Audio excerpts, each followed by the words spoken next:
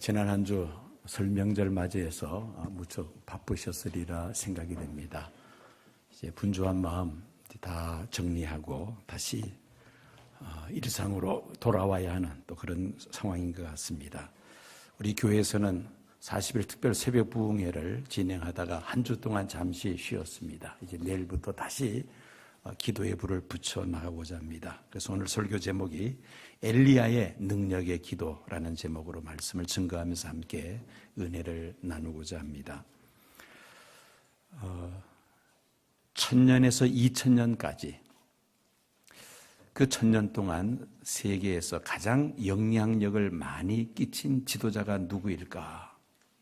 유명한 세계적인 잡지 뉴욕타임즈는 동서고금을 막론하고 1000년에서 2000년까지 인류 역사에 가장 업적을 남긴 사람이 누구일까를 조사를 했는데 그 가장 탁월한 지도자는 남자가 아닌 여자였습니다. 엘리자베스 테일러 1세, 영국 왕이죠. 이 엘리자베스 1세가 왕으로 뽑혔을 당시에는 25살의 처녀였습니다. 자신의 생모가 단두대에서 처형당하는, 목이 잘리는 그런 끔찍한 장면을 목도해야 하는 그런 참 그 살벌한 분위기 속에서 그 당시 그 대신들이 가장 무력한 사람을 왕으로 세우고자 시도했는데 그렇게 해서 선택된 것이 바로 이 엘리자베스 1세였습니다. 그러나 그녀는 자신이 왕으로 선정되었다는 소식을 듣자마자 마룻바닥에 엎드려서 하나님 앞에 기도하였습니다. 하나님, 역사의 길이 남는 가장 훌륭한 지도자가 되게 해주십시오. 하나님 앞에 무릎 꿇고 기도했습니다. 이 엘리자베스 1세가 영국을 다스렸던 45년 동안 해적 야만국과 같았던 섬나라 영국은 대해상국으로 탈바꿈합니다. 세계 제1의 신사국이 되는 초석을, 그 기초를 엘리자베스 1세가 놓습니다. 또한 문화적으로는 영국의 르네상스라고 불리는 문학의 황금 시대를 열었습니다. 1000년에서 2000년까지 1000년 동안 많은 지도자들이 있었습니다마는, 그러나 무릎 꿇고 기도했던 엘리자베스 1세가 가장 뛰어난 지도자로 인정받을 수 있었다는 것입니다. 무릎 꿇고 기도하면 하나님의 도우심으로 존경받는 그런 지도자로 세워지게 될 줄로 믿습니다. 성경에 많은 믿음의 선진들의 신앙의 발자취를 기록하고 있습니다마는 그 중에서도 능력의 기도로 대표되는 사람이 오늘 본문의 주인공인 엘리야 선지자입니다. 엘리야 선지자의 기도는 과연 어떤 기도였는가? 오늘 말씀을 통해서 함께 살펴보고 우리도 하나님 앞에서 엘리야처럼 그런 기도하는 사람이 되었으면, 그런 바람으로 오늘 말씀을 증거하고자 합니다. 엘리야 선지자는 북이스라엘의 7째 왕이었던 아합 왕 때에 하나님의 말씀을 받아 대언했던 선지자였습니다. 당시 이스라엘은 우상 숭배가 만연했습니다. 왕빈 이세벨은 두루왕 엣바알의 딸로서 바알 신전의 여사제로 활동했던 사람이었습니다. 그녀가 이스라엘 왕 아합에게 시집와서는 사마리아에 바알 신전을 만들고 북이스라엘 곳곳에다가 바알 신전을 세웠습니다.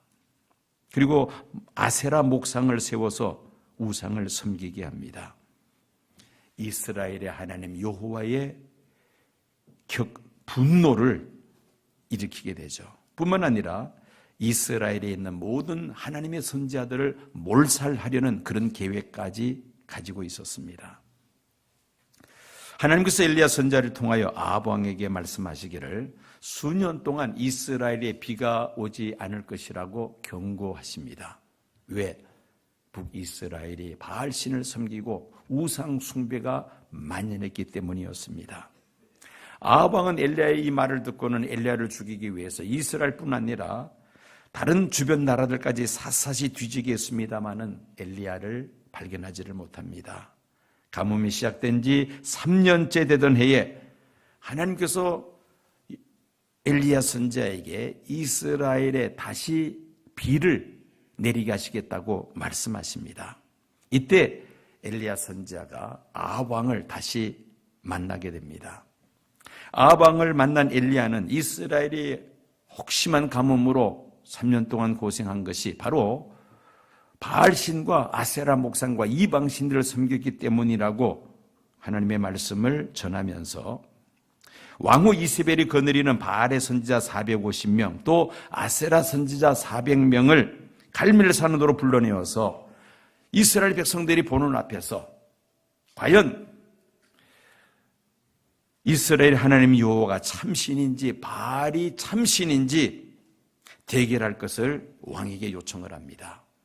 왕은 이 엘리야 선지자의 요청을 받아들여서 갈멜산에 온 이스라엘 백성들을 모이게 하고 또 바알의 선지자 450명, 아세라 선지자 400명을 소집해서 이제 엘리야 선지자 한 사람과 대결을 합니다. 과연 어느 신이 참신인지 옥석을 구별하자는 것입니다. 송아지 한 마리씩 각각 각을 떠서 나무 위에 올려놓고 제사를 지내는데 엘리야 선지자는 그렇게 말을 합니다. 하늘에서 불이 떨어져 재물을 불사르는 그 신이 참 신임을 증거하게 될 것이라고 말을 하죠. 그래서 먼저 바알과 아세라 선지자들이 먼저 이제 제단에 그 송아지를 잡아서 각을 떠서 나무 위에 올려놓고 그리고 아침부터 저녁까지 그들이 소리를 지르면서 심지어 칼과 창으로 자기 몸을 상하게 피를 흘리면서 그 바알 신에게 불을 내려달라고 기도를 합니다. 그러나 저녁이 되기까지 아무런 응답이 일어나지 않습니다. 드디어 저녁이 되어서 엘리야 선지자가 돌 12개로 단을 쌌습니다. 그 위에 나무를 쌓아 올리고 그리고 송아지 각을 떠서 그 나무 위에 제물을 올려놓습니다. 엘리야 선지자는 주변 사람들에게 물을 떠오라고 합니다. 물통 넷으로 물을 가득 담아서 그 제단에 물을 쏟아붓습니다. 그러기를 3번을 반복합니다. 즉 12통의 물을 그 제단에 물을 쏟아붓습니다. 제물과 나무와 돌은 물론이거니와 그 제단 주변에 파놓은 도랑까지 물이 가득 찼습니다. 불을 가지고 와서 불을 붙여도 불이 붙지 아니할 정도로 그렇게 그 번제물과 나무와 돌이 물에 흠뻑 젖었고 그리고 도랑에 물이 가득 찼습니다. 이런 상황에서 드디어 저녁 소제 드리는 시간이 되어서 엘리야 선지자가 하나님 앞에 기도하기를 시작합니다. 아브라함과 이삭과 이스라엘의 하나님 여호와여, 주께서 이스라엘 중에서 하나님이 되심과 내가 주의 종이 됨과 내가 주의 말씀대로 이 모든 일을 행하는 것을 이스라엘로 하여금 알게 하옵소서. 여호와여 내게 응답하소서. 여호와여 내게 응답하옵소서. 하나님 앞에 간절하게 기도할 때에 놀라운 기적이 일어나고야 말았습니다. 하늘에서 여호와의 불이 떨어져서 번제물과 나무와 돌을 태울 뿐만 아니라 도랑에 가득 차 있는 물까지 다 핥아버리고 맙니다. 그 광경을 목격했던 온 이스라엘 백성들이 이제야 비로소 이스라엘 하나님 여호와가 참신이심을 깨닫고 그들이 하나님 앞에 엎드려서 외칩니다. 여호와 그는 하나님이시로다. 여호와 그는 하나님이시로다. 여호와 하나님이 참신이라는 것을 온 이스라엘 백성들이 고백을 했던 것입니다. 이때 엘리야 선지자는 지체하지 아니하고 이스라엘 백성들을 미혹하여 바알신과 아세라 목상을 섬기게 했던 그 선지자들을 기손 시냇가로 끌고 가서 다 칼로 쳐 죽이고 맙니다. 우리 기독교를 가리켜서 불의 종교라고 말을 합니다. 하나님 앞에 우리가 기도할 때 하나님은 응답의 불, 성령의 불, 믿음의 불을 우리에게 내려주십니다. 세례 요한이 요단강에서 예수님에 대하여 증거할 때 뭐라고 증거를 합니까? 나는 물로 너에게 세례를 베풀거니와 내 뒤에 오시는 분은 나보다 능력이 많으시니 그는 무엇으로 세례를 주시는 분이다. 성령과 불로 세례를 주시는 분이라고 세례 요한이 예수님에 대하여 증거했습니다. 사도행전 2장 3절을 보면은 불의 혀같이 갈라지는 것이 각 사람 머리 위에 임하여 있다고 기록을 합니다. 오순절 성령께서 열심히 기도하던 120명의 제자들에게 성령이 임하시는데 불이 혀같이 갈라지는 것이 각 사람 머리 위에 임하여 있는 것을 보게 되죠. 즉 불로 성령께서 임하셨다는 말씀입니다. 일본의 신학자 우치무라 간조는 성령은 하나님께서 인류에게 주신 최대의 선물이라고 말을 했습니다. 16세기 스코틀랜드의 종교개혁가 존 낙스는 기도하다가 성령의 불을 체험을 합니다. 그리고 그는 말하기를 그때 그 모습은 마치 큰 질풍이 나뭇가지를 뒤우는 것 같은 그런 성령의 역사를 체험했다고 고백을 했습니다. 존 웨슬레는 1638년 5월 24일 월터 스케이트 성회에 참석했다가 성령의 불을 체험을 합니다. 그때 그는 매일같이 폭포수처럼 솟아나는 성령의 능력을 체험을 합니다. 외치는 곳마다 하나님의 놀라운 이적과 기사들이 나타났습니다.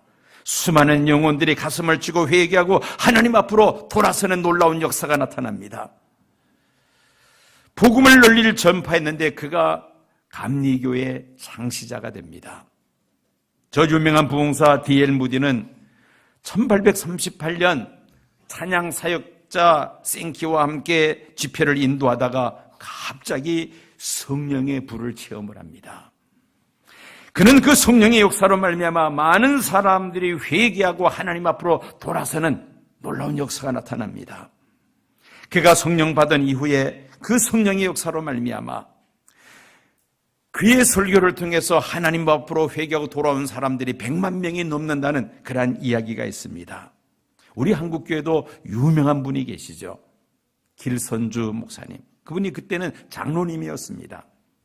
1907년 1월 8일 저녁 1500명이 모인 그 평양 장대현 교회 사경회에서 저녁 7시에서 새벽 2시까지 말씀을 전합니다. 간증을 합니다. 자리를 뜨는 사람이 한 사람도 없었다고 합니다. 그가 간증을 마치고 통성기도를 시작하는데 그 기도하는 그 자리에 오순절 성령의 역사가 일어나기 시작을 했습니다. 모두 다 성령의 불을 받습니다. 그 예배당 그 마룻바닥을 뒹굴면서 회개하는 역사가 일어납니다. 불을 받았습니다. 그리고 그때 은혜 받은 사람들이 나가서 복음을 전하는데 그들이 나가서 복음을 전하는 곳에 동일한 성령의 역사가 나타났다는 것입니다. 이것이 바로 1910년 한국교회 대부흥의 역사에 바로 단초가 됩니다. 우리들도 하나님께 성령의 불을 받으면 어떻게 됩니까? 놀라운 은사와 능력이 우리에게 나타납니다. 기도가 살아있는 교회, 성령의 불이 꺼지지 않는 교회, 이런 교회가 시대를 움직이는 교회가 될 줄로 믿습니다. 기도가 살아있는 성도들은 항상 성령 충만하심 속에서 승리하는 삶을 살아가게 됩니다. 기도가 살아있는 가정, 어떤 시험이 몰아쳐도 넉넉히 극복하게 될 줄로 믿습니다. 이스라엘이 왕후 이세벨의 영향을 받아 바알신과 아세라 목상을 섬김으로 이스라엘에 3년 동안이나 비가 오지 않습니다. 극심한 가뭄에 시달립니다. 엘리야가 가뭄이 올 것이라는 그 하나님의 말씀을 대언한 그 시각부터 해서 비가 오지 않았던 것입니다. 3년이 지난 후에 하나님께서 엘리야 선지자에게 말씀하십니다. 이스라엘에 다시 비를 내리게 하시겠다고 말씀하십니다. 엘리야 선지자에게 아합 왕에게 그 하나님의 말씀을 그대로 전합니다. 그리고는 엘리야 선지자는 갈멜산 꼭대기로 올라갑니다. 하나님 앞에 기도하기를 시작합니다. 땅에 꿇어 엎드려 그 얼굴을 무릎 사이에 놓고는 하나님 앞에 간절하게 기도했습니다. 그리고 사환에게 바다가 보이는 곳으로 가서 구름이 있는지 없는지를 보고 오라고 합니다. 사환이 나갔다가 돌아와서 보고합니다. 구름 한 점 보이지 않습니다. 또 사원을 보냅니다. 그리고 엘리야 선지자는 하나님 앞에 간절하게 기도합니다. 두 번째 사원이 돌아와서 보고합니다. 역시 구름 한 점 보이지 않습니다. 그러기를 7번이나 보내죠. 7번째 돌아왔을 때에 사원이 뭐라고 보고를 합니까? 사람의 주먹만한 구름이 지금 또 올라 있습니다 라고 보고를 합니다. 엘리야가 하나님 앞에 간절히 기도할 때 마침내 하늘에 먹구름이 몰려들면서 장대 같은 굵은 비가 쏟아지기를 시작했습니다. 사람의 힘으로서는 자연계를 우리가 움직일 수가 없습니다. 그러나 천지 만물을 창조하신 하나님께서 명령하시면 이런 놀라운 기적이 나타나게 될 줄로 믿습니다. 여호수아가 이끄는 이스라엘 군대와 그리고 아모리 족속 5나라의 연합군대가 길갈에서 대전투가 벌어집니다. 하나님께서 아모리 족속의 5나라의 연합군을 이스라엘 손에 붙여주셨습니다. 여호수아가 지휘하는 이스라엘 군대가 그 아모리 연합군을 크게 이기게 되었다는 겁니다. 그런데 해가 저물기 시작합니다. 해가 지면은 이제는 더 이상 싸울 수가 없죠. 아군과 적군을 식별할 수가 없습니다. 중단할 수밖에 없다는 것이죠. 이런 상황 속에서 여호수아가 하나님 앞에 뭐라고 기도합니까? 태양아 너는 기본 위에 머물라. 달아 너도 아얄론 골짜기에서 그리할지어다. 명령을 내립니다. 이때 태양이 그 자리에서 머물러서 하루 종일 내려오지를 않았다고 성경은 기록을 하고 있습니다. 그 충분한 시간에 이스라엘 군대가 아모리 5나라의 연합군을 완전히 진멸해버리고 맙니다. 하나님은 기도하는 사람을 통하여 자연계까지 움직이기도 하시는 분이신 줄로 믿습니다.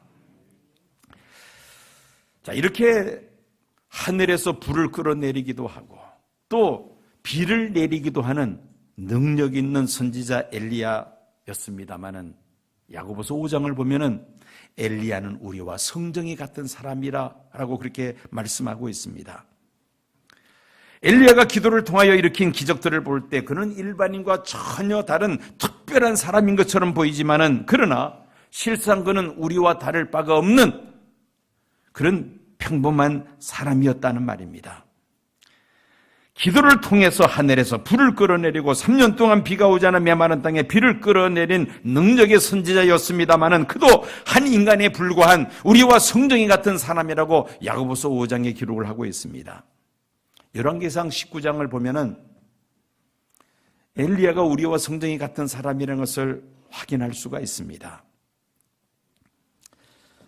아합 왕의 아내 이세벨이 자신이 거느리고 있던 바알의 선지자와 아세라 선지자들을 모두 다 칼로 쳐 죽였다는 그 소식을 듣고는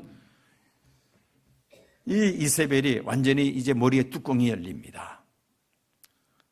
엘리야 선지자에게 사람을 보내어서 내일 엘리야를 죽이겠다고 그렇게 경고를 하죠. 반드시 복수하겠다고 그렇게 경고를 합니다.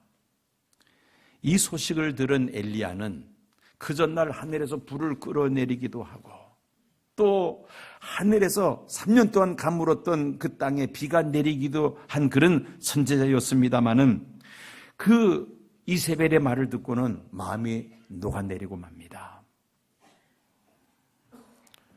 전혀 또 다른 연약한 모습을 우리가 볼 수가 있습니다. 이세벨의 복수가 두려워서 엘리야 선지자는 인적이 드문 광야로 피신을 하죠.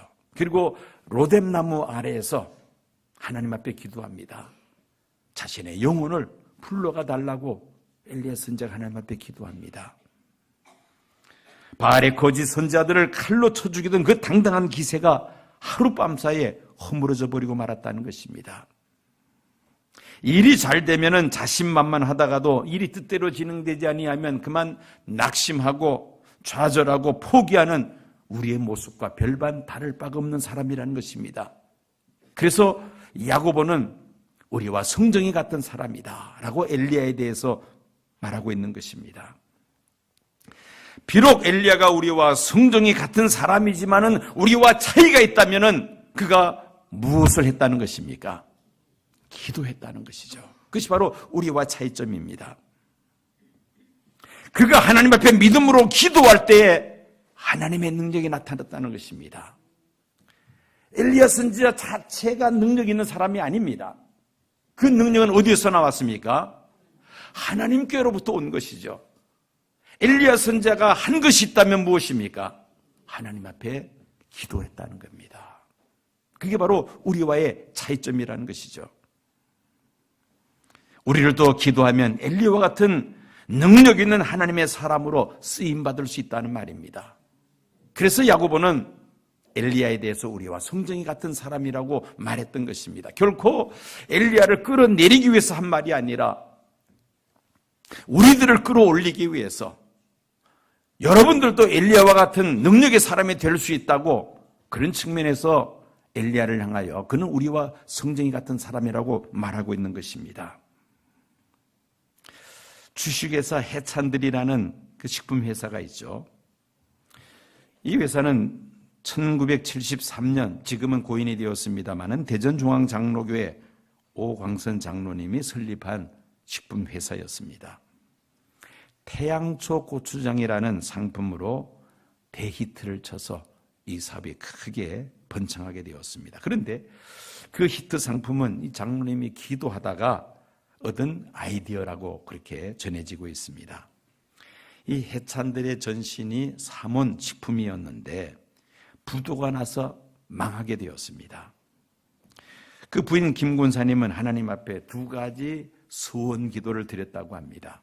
첫째는 하나님께서 회사를 살려주시면 반드시 예배당을 지어서 하나님 앞에 봉헌하겠다는 것이었습니다. 둘째는 하나님께서 축복해 주시면 회사를 살려주시면 그 회사의 이익을 사회에 다시 환원하겠다고 그렇게 소원 기도를 드렸습니다. 이 부부가 기도 응답을 받고 나서 제일 먼저 시도한 것이 찹쌀 고추장이었다고 합니다. 그런데 이 찹쌀 고추장이 없어서 못 발 정도로 인기 상품이 되었습니다. 그리고 이것이 이제 나중에 태양초 고추장으로 이름이 바뀌게 됩니다. 자, 이렇게 이분이 축복을 받자 이 오장로님 부부는 하나님과의 약속을 지켜서 대전중앙교회 그 예배당을 잘 지어서 하나님 앞에 봉헌을 합니다. 그리고 대전미랄복지재단을 설립해서 회사 수익금을 그 장애인들을 위해서 그런 그 미랄복지재단을 세워서 사회에 환원을 했다는 것입니다. 그 후에도 하나님께서 계속해서 그 회사에 축복해 주셔서 연 매출 1,500억에 종업원 600명에 달하는 큰 기업으로 발돋움을 하게 되었습니다. 이 회사가 망하기 일보 직전에 두 내외가 하나님 앞에 무릎을 꿇었던 것입니다. 하나님 앞에 기도했다는 말씀입니다. 하나님 앞에 무릎을 꿇고 기도하면서 다시 재기했던 것입니다. 여러분, 성도들이 사업을 할 때 돈만 가지고 하는 게 아닙니다. 인맥만 가지고 해서도 안 됩니다. 무엇을 해야 합니까? 하나님 앞에 무릎을 꿇어야 합니다. 기도해야 합니다. 하나님 앞에 무릎 꿇고 기도하면 하나님께서 지혜 주시고 모든 여건을 열어주셔서 우리의 간구하는 기도를 하나님께서 응답해 주실 줄로 믿습니다. 우리가 세상에 살면서 왜 쉽게 낙심하고 지치고 포기합니까? 하나님께서 능력이 없어서 하나님께서 우리에게 관심이 없어서 그렇게 우리가 되는 것은 아닙니다. 우리가 하나님 앞에 무릎 꿇지 않기 때문이죠. 기도하지 않기 때문입니다. 우리가 가정을 꾸려가면서 왜 마음이 불안하고 가족 간의 마찰이 끊임없이 일어나고 심지어 가정이 해체되기까지 합니까? 하나님께서 우리 가정에 함께 하시지 않기 때문이 아닙니다. 우리가 하나님께 기도하지 않기 때문입니다. 우리가 왜 직장 생활하면서 점점 더 힘들어합니까? 하나님께서 나를 무시하셔서 그렇게 되는 것이 아닙니다. 내가 하나님 앞에 기도하지 아니하니까 점점 더 어려워집니다. 왜 우리가 사업에 실패하고 좌절합니까? 하나님께서 나를 버리셨기 때문이 아닙니다. 우리가 하나님을 잊어버렸고 우리가 하나님 앞에 간구하지 않기 때문입니다. 우리가 신앙생활을 한다면서도 왜 우리의 믿음이 자라지 않고 늘 그 자리에 머물러 있습니까? 하나님께서 우리에게 믿음을 주시지 않기 때문이 아닙니다. 우리가 하나님 앞에 믿음을 달라고 구하지 아니하고 하나님을 전적으로 바라지 않기 때문인 것입니다. 양다리를 걸치고 있으니까, 하나님과 세상 양다리를 걸치고 있으니까 우리의 믿음이 자라지를 않습니다. 우리가 교회에서 봉사하면서 왜 우리 마음에 기쁨이 없고 봉사의 열매가 없습니까? 하나님께서 우리를 도와주시지 않기 때문이 아닙니다. 우리가 하나님 앞에 기도하지 않기 때문이죠. 기도는 하나님의 능력을 끌어내리는 유일한 통로인 줄로 믿습니다.